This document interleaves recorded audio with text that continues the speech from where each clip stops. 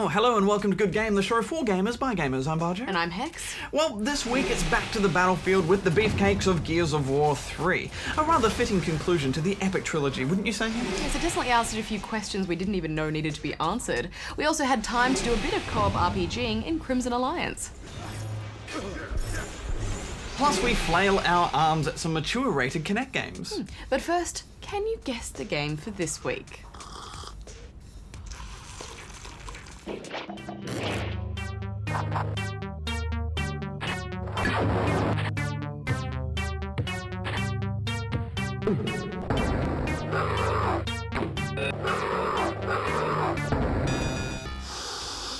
Well, I'm gonna go read the news.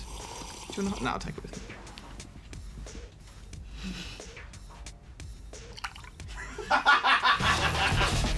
Good game. Gamers have helped solve a major scientific problem by recreating the structure of a retrovirus enzyme related to the HIV virus.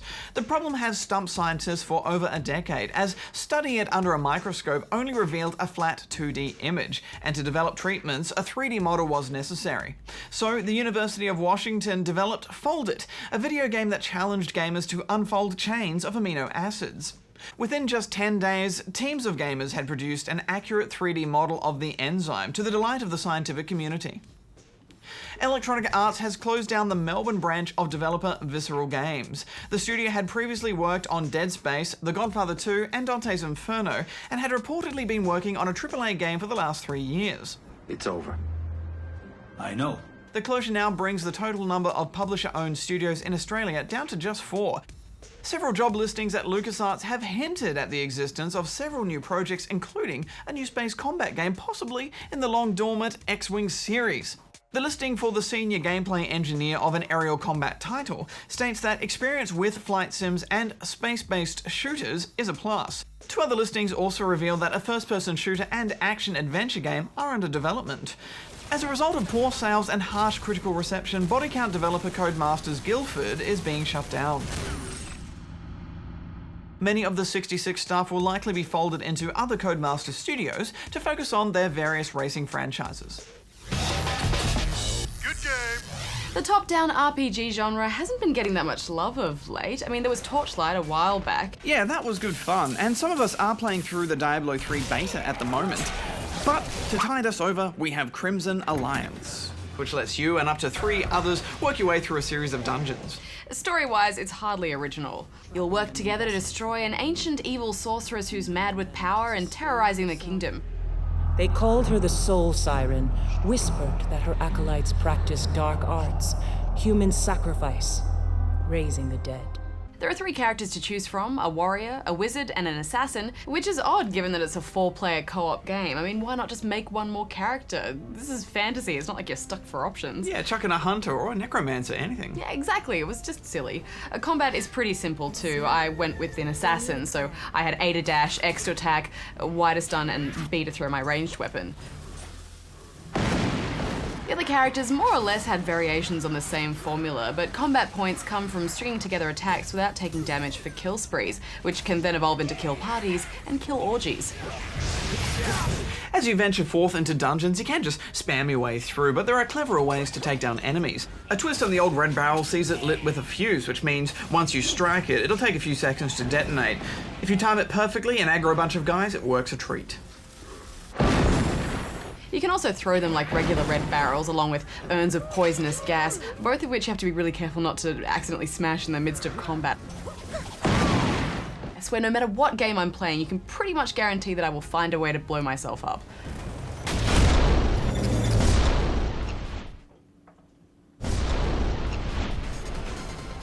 Hidden chests around each area will also contain extra items that you can access from your D-pad, like deployable turrets, healing totems, and exploding axes, and these can all be really useful when you get swamped. I really like the look of this game, Hex, and the cutscenes are so beautifully painted. How's a man supposed to die if the 2 of you talk so much? The dungeons themselves are varied and really enjoyable to navigate. Castles with waterfalls, markets, and mines, just good old-fashioned fantasy settings which provide a great backdrop to all your slaying and looting. I thought it was a nice design touch to how your character will become a silhouette when they move behind walls so that you can still see them clearly. You can play this locally or online, and it's pretty easy to find a match if you're not too specific with your preferences. Although if you have 4 players and most of them are casters, or even 2 are casters, it gets pretty busy on the screen.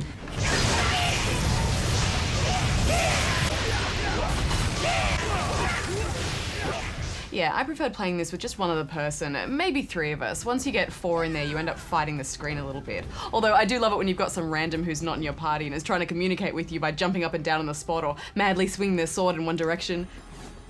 What is it, Skip? I think he's trying to tell us something. There are roughly between 8 and 14 treasure rooms hidden around each dungeon, and I don't think we ever managed to find every single one. The dungeons are quite labyrinthine, so some involve just checking down every dark corridor. But others are cleverly disguised behind crates or camouflaged by rocks and rubble. There are also puzzles which generally require a minimum of 2 players to complete, which also earn you extra cash, as well as character-specific unlockable rooms marked by a symbol. So this is another reason to have a variety of characters in your party. The game takes an almost arcade-like approach to scoring. You get a score for hidden rooms, you get a score for combat, as well as a time bonus. And this adds replayability because when you get to the end, you want to go back and see where those treasure rooms were. What was in there? Was it gold? This may not be the most in-depth of RPG experiences, but it's a good bit of fun and it kept me entertained right through to the end. This is a game that encourages you to buddy up at every turn, so I did and I had a ball. I'm giving it 8 out of 10 rubber chickens. The way they price this game is, the game itself is free, you just pay for each or all of the characters, and I thought that was okay, but at the end I still felt a bit disappointed, and I think it was just because I was left wanting more, and I've come to realise that's often a good thing. It's a bit of fun. I'm giving it 7 out of 10 rubber chickens. Good game.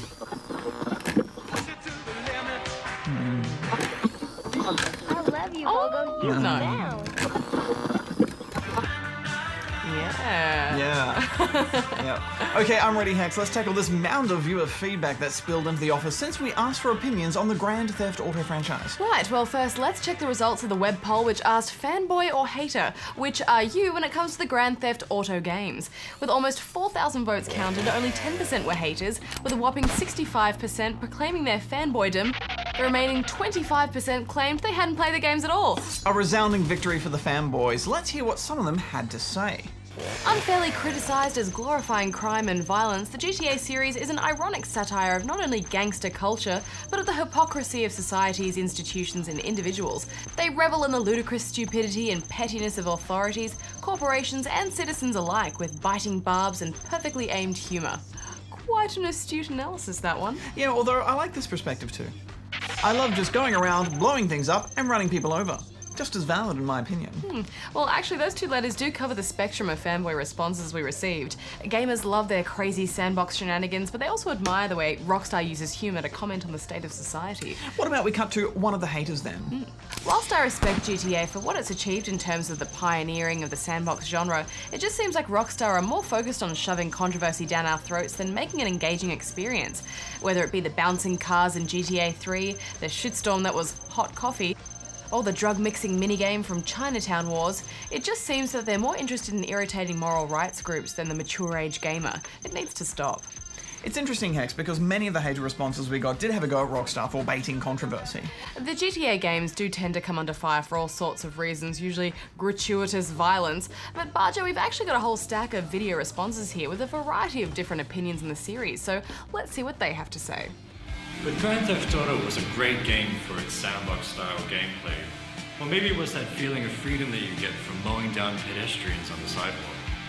Sidewalks.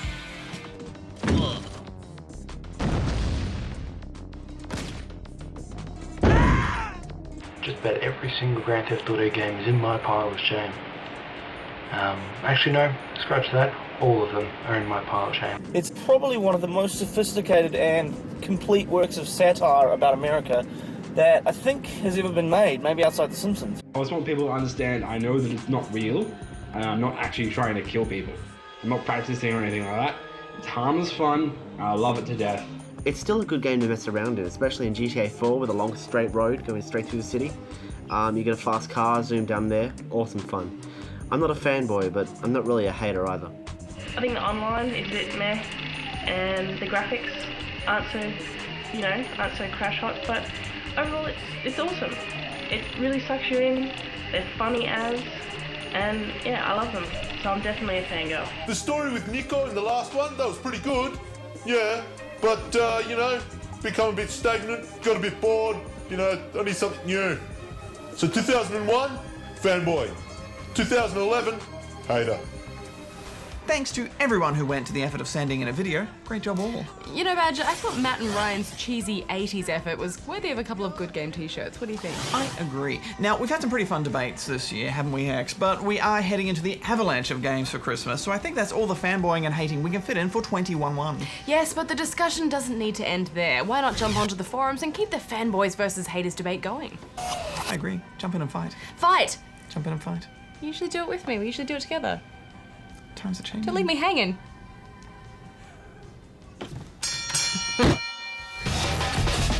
Good game.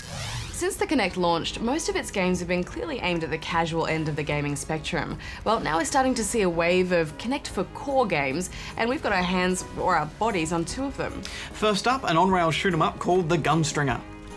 Years ago, his old posse had shot him in the back and given him a one-way ticket to Boot Hill. You play as the Gunstringer himself, a skeleton of a cowboy who was killed by his old posse and is now out for revenge.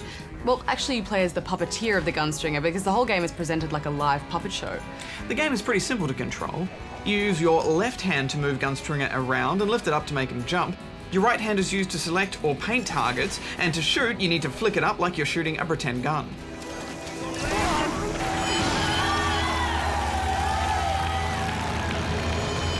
I did try to play this game sitting down, and it actually worked pretty well, although there were a few times when I think the Kinect just didn't quite register the jump properly. This is one that you'll have to play standing up, I think. Yes, it's prejudice to lazy gamers. I just wish it didn't have such a big hand movement to be able to shoot. It makes you raise your hand all the way up to your shoulder, and I just wanted to be able to go pew pew pew, pew pew, like that. That makes sense. Oh yeah, totally. The game isn't that long, so you don't get that fatigued. Burned in the Gunstringer's memory was the Lady of the Dead's gloating laughter as she stood over his grave. Each of the 20-odd missions takes about 4 or 5 minutes to beat, so unless trying to get high scores is your thing, then you'll probably be done with the Gunstringer after just a couple of hours. Yes, but it's a reasonably enjoyable couple of hours, and I like the way the game is always trying to mix things up. Sometimes you'll slide into cover, sometimes it switches the camera around for some simple 2D platforming, and occasionally you get akimbo pistols. Or it lets you loose with a shotgun or flamethrower. As far as on-rail action goes, it's well done, and it gets pretty tricky towards the end. The game also has drop-in co-op, so anyone can jump in and lend an extra 6-shooter, which is good to see. And I like the way the reticule kind of resembled one of those old-school toy cap guns. I thought that was great. And I liked that Bastion-style narration too. Final thoughts? Well, I think it's an okay on-rail shooter, and it definitely plays to the Kinect's strengths, but at the end of the day, I'll never come back to it, so I'm giving it 5 out of 10 rubber chickens.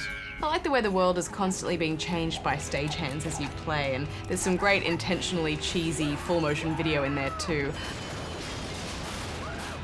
I had a good time with this. I'm giving it 6.5.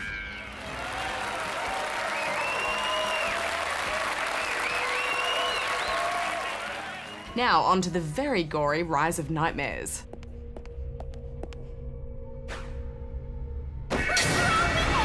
This is a first-person horror game with a kind of House of the Dead vibe. You start off on a train somewhere near Romania, but things pretty quickly go to hell.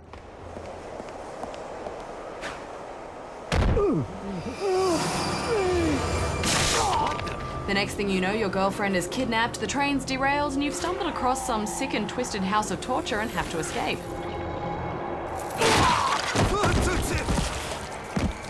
And surprisingly, this game isn't on rails. You can look around by pivoting your shoulders left and right, and move forwards and backwards by putting a foot in front or behind you. To call these controls clunky is an understatement. This is the wonkiest donkey I've ever played, and I give it points for trying something this ambitious, but it just doesn't work. Yeah, even after you get used to the controls, they'll still frustrate you. I mean, you have to actually put your leg out quite far to make your character move, so it feels like you're doing those exercise leg lunges, and I hate those. And because it's almost impossible to move with any accuracy, you'll find yourself dying too easily in these death trap puzzles the game throws at you.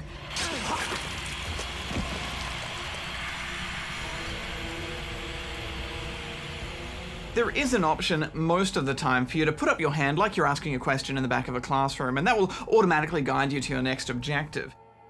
But you will need to navigate certain areas for yourself, such as when you need to find a key or to navigate a trap. Looks like it needs a key. Yeah, I think what this game shows is that the Kinect can control a first-person shooter, but it probably shouldn't. And it also makes me think that this game would have been better if it was on rails, because some of the other controls do actually work quite well. It does a good job of tracking stabs and slashes as well as punches and kicks, and there's a huge mix of weapons to play with, so the combat is pretty satisfying at times.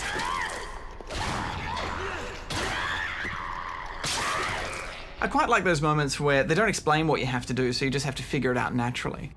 For example, to pick up a key out of a toilet full of blood, you just need to reach out, bend down as if you're reaching in and picking it up. Or to open a door, you just need to pretend you're opening a door. I gotta say, Badge, this isn't a scary game, is it? I mean, firstly, I find it kind of hard to be scared when you're standing up flailing your arms about trying to control the game. It's just, you're never relaxed enough to feel fully immersed in it. Also, the fact that most enemies are zombie nurses and they all look like they're dancing doesn't really help the fear factor.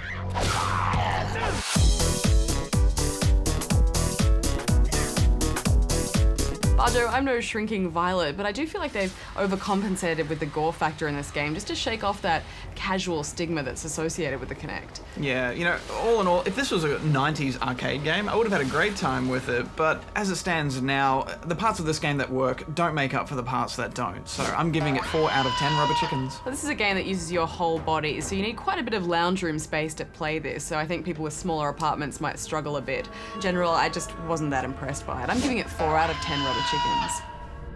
It's fresh. Could be another survivor. Jesus! I knew I'd die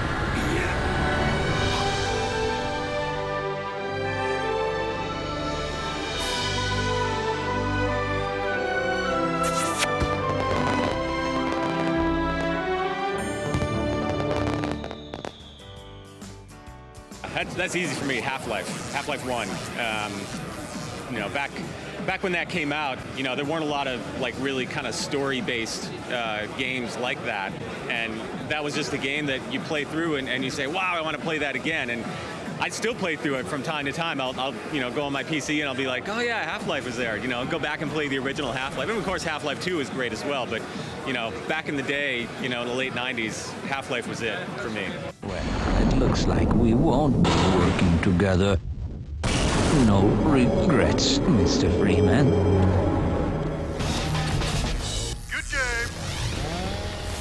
Gears of War is an important franchise. It set the bar for cover-based shooters, and no one has done it better. But all good things come to an end, and now it's time to see how the trilogy wraps up.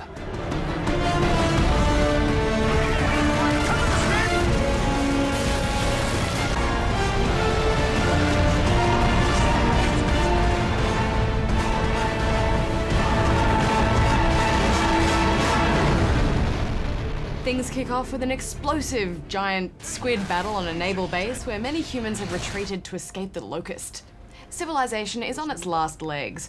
People have destroyed their own cities in the chaos and created more problems than they've solved, and it seems all hope is lost. We just want to trade for some food. Well, we ain't got any spare food. And if we did, we wouldn't be trading it with you cog assholes. But we're not going to talk about the specifics of the story too much, because Gears 3 resolves a lot of those loose threads from the previous 2 games, and you really need to experience that on your own. Yeah, and I think developer Epic have worked harder at telling a story here. The cutscenes have a definite improvement in quality. It's not Shakespeare, but it's definitely better.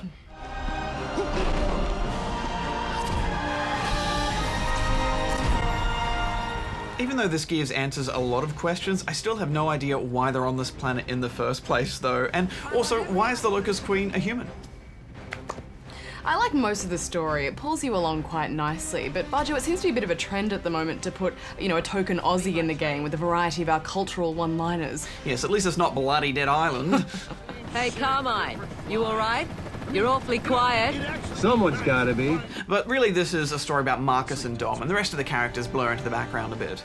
Storytelling aside, every other detail to Gears 3 is good AAA stuff. I mean, it doesn't feel as static or as straight-lined as the previous two games, and there's a real jump in the quality of level design. There's more variety in how you move through the world, and there are less of those chocolate-barred chunks of cover everywhere. It's all a bit more subtle, and you rarely notice the combat path. And sometimes when you do, you don't even end up fighting there anyway. Yeah, they really did a great job with that this time. It's no longer just move, take cover, shoot, then move on. You're constantly being bounced around and pushed around, being forced to retreat, and you hardly ever get lost. You always feel under threat, with enemies charging for you, crumbling cover, and projectile weapons forcing you into a bit of a duck and roll. I love a game that lets you reload while you're duck and rolling. Yeah, it's just excellent duck and rolls in this game. And you know, this cover system is perfect. Every now and then when you leap over a bit of cover, if there's someone on the other side, you'll kick them out of the way. Yeah, you can really see the years of experience and talent behind the design of all these elements, I think. Yeah, and you know, Gears 3 is so good that at times it's being so good you don't even realize how good it has been because it is being that good.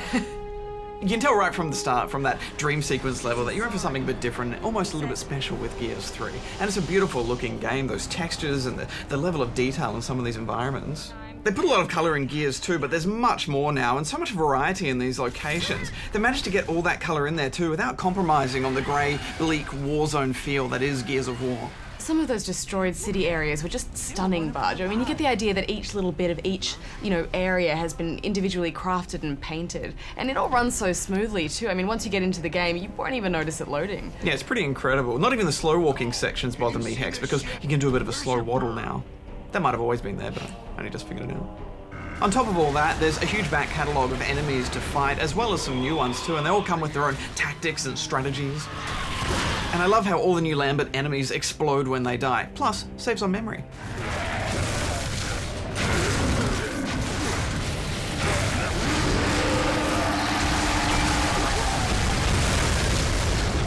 That's the last of them. And the way enemies approach you now is much more interesting. They'll fly out of the ground, they'll come off drop ships, and they'll just swarm you too. I think my favourite was the centipede though, Hex, because it's so stressful the way it comes at you. You have to shoot all the segments of its body before you can take it down. Yeah, they were definitely the most terrifying enemy, and they come at you so fast, it's good to have a friend or two that can flank and help out. If you hear anyone screaming, they're generally being chased by one of those. I really liked those enemies that only take damage at certain times in their combat cycle. It can be really stressful trying to take them down and leap out of the way in time. Here we go again.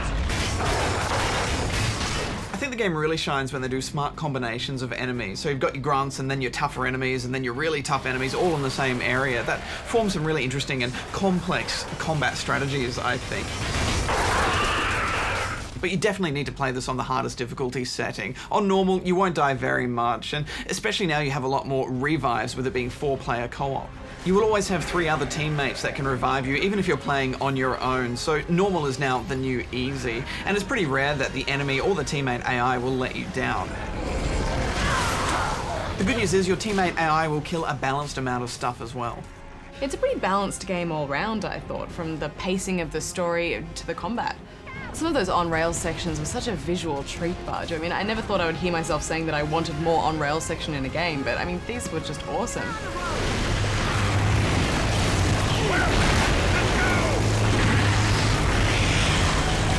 Also, I got the feeling they were quite proud of their light beam technology in this game because I felt like I was always walking into the sun. So welcome to Griffin Tower, Cog. Ah, shit! More reavers and guards! Dizzy. This isn't a trap. Try gun! But Hex, let's talk about the guns, because each has their own pros and cons. They haven't messed with them too much. Of course, the trademark Lancer chainsaw on a gunner's back, which is your default locust killer. But I didn't like the new cleaver sword very much, Hex. It's powerful, but annoying to use because the swings take so long, you just lose too much control. I also thought the sawn-off shotgun was pretty useless. It just took way too long to reload, even when you did win that reload minigame. Actually, I'm surprised more games don't use that reload system, because it just feels so satisfying when you nail a quick reload. There's also a retro Lancer, which is pretty inaccurate, but it's great when you need to plow through some Lambert zombies. These were a fantastic photo fight badge. And because Gears 3 is a little bit easier, I felt like you could just run and gun a little bit more. I mean, cover is still important, but you can be a bit of a hero and just leg it into the mayhem this time. Yeah, I think it's more fun that way too, but it's good you still have that option to play classic Gears style.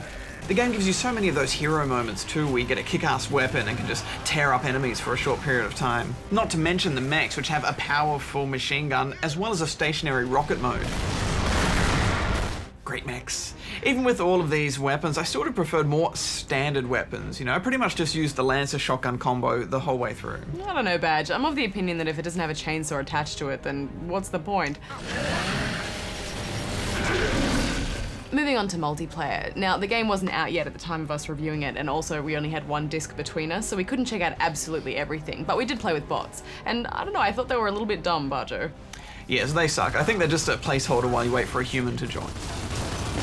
Yeah, but you did find a lonely reviewer to play with you one night, didn't you? I did, and we had some good games. I think the first thing you notice is that all of the menus are much smoother, and it looks like the matchmaking has been improved a lot too, which is a very good thing.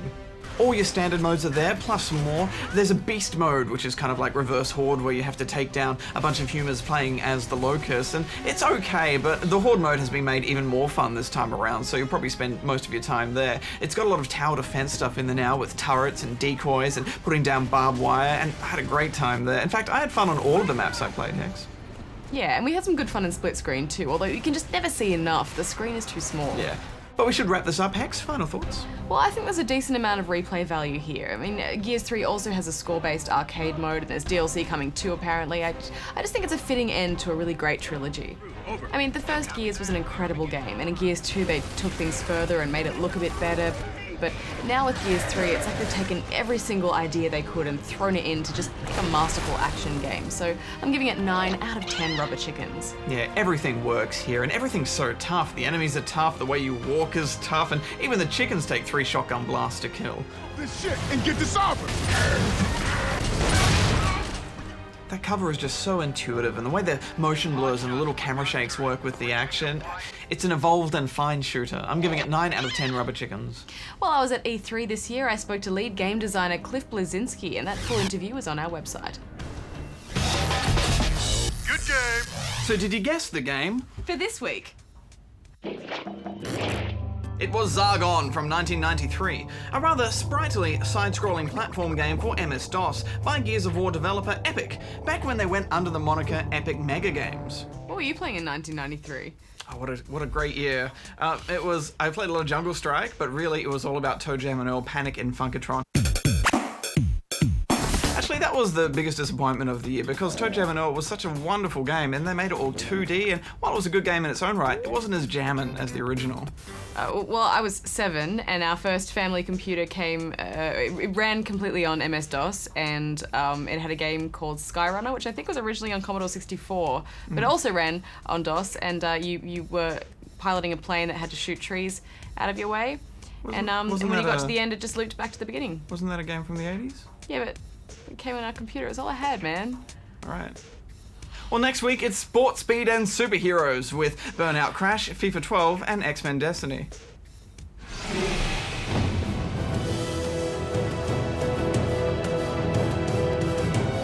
Plus, Goose investigates the real story behind the rise and fall of LA Noire developer Team Bondi. Until then, gamers, Barjo out. Hex out. I want to go play Toe Jam and Earl. It's such a good game. I don't want to play Skyrunner at all.